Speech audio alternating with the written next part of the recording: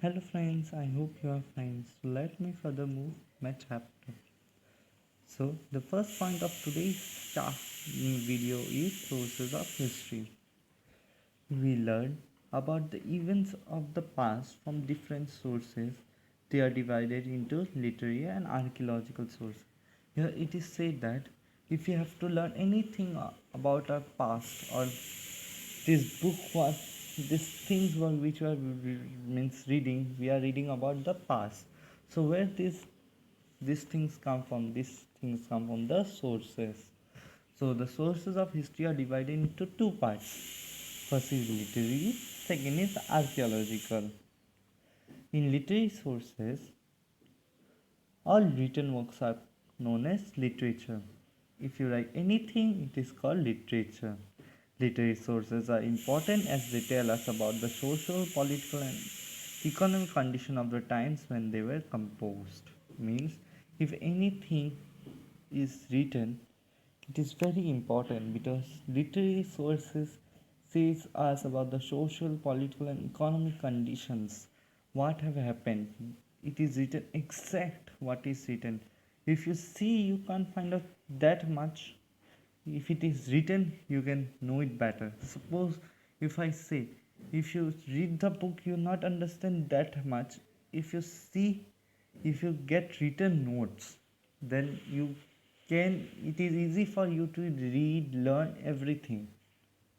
Many literary sources were transferred from one person to another orally before they were written down. It means that it was written means to I say first person say to second person orally, and the second person then write down. Means before writing, it was told from one person to another person.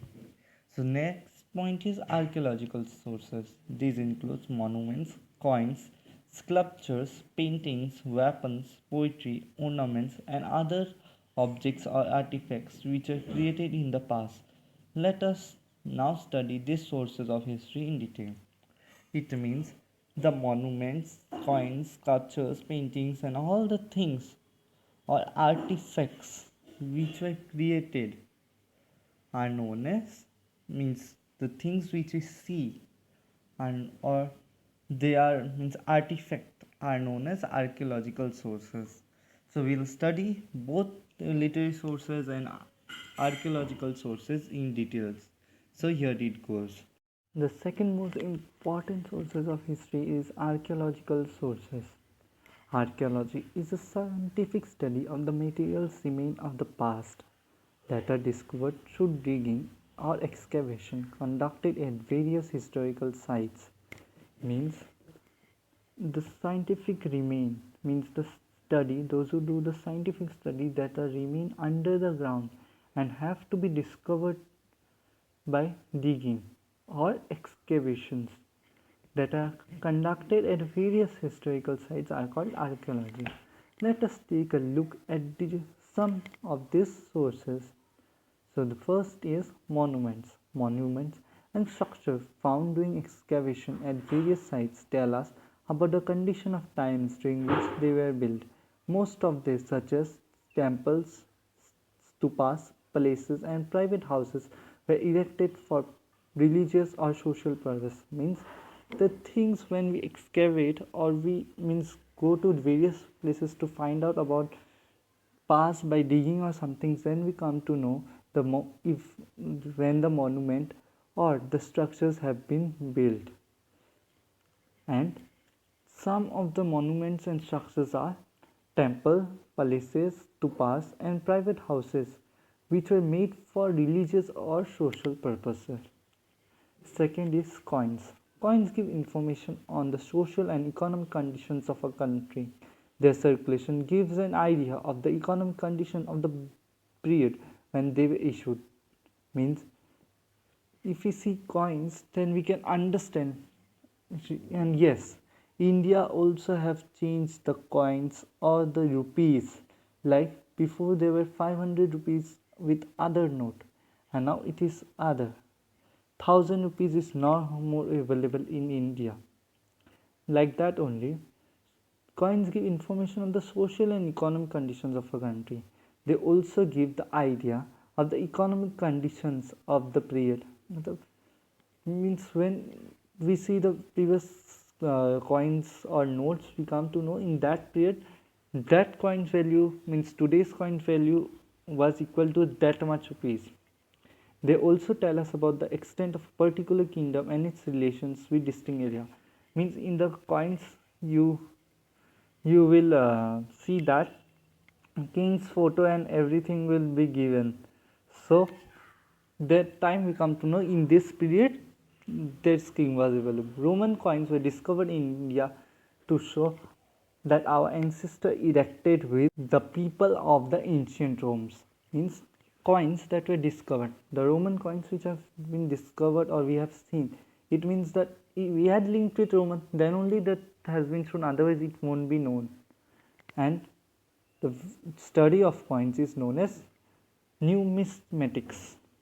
The third point is inscription. Inscriptions were another important means of recording information during the past. Inscriptions are writings found engraved on tablets, pillars, metal plates, walls of caves, etc. Means it is an important means if you are recording anything of the past, it is known as inscriptions, and they are found engraved, means those which are written on stone. You may be seen that in some photos the writings are written on stones or pillars, that are known as inscriptions. The inscription were written in different languages at different places. All places did not have one language in which inscriptions were written. It was written at different languages. Not only at one place, it was written at different places. And also the study of inscription is called epigraphy. In 1837, James Prinsep, an essay of Calcutta, present Kolkata, Mint, and secretary of the Ancient Society of Bengal, was the first to interpret the Brahmin script and was thus able to read the epics of Ashoka. So here it is said that James Prinsep, who was an essay of Calcutta, Mint, and secretary of the Ancient Society of Bengal, was the first to understand the Brahmin script and was able to read the edicts of Ashoka. This inscription provides us the information about the kings, administration, kingdoms, etc., which were inscribed in that language. Means where it is inscribed, we can come to know that who was the king, which administration it was, what was which kingdom, or this place was known as what. We all come in means comes to know in inscription. So that's all for today. Meet you in my next video with one more point of archaeological sources of history. Thank you.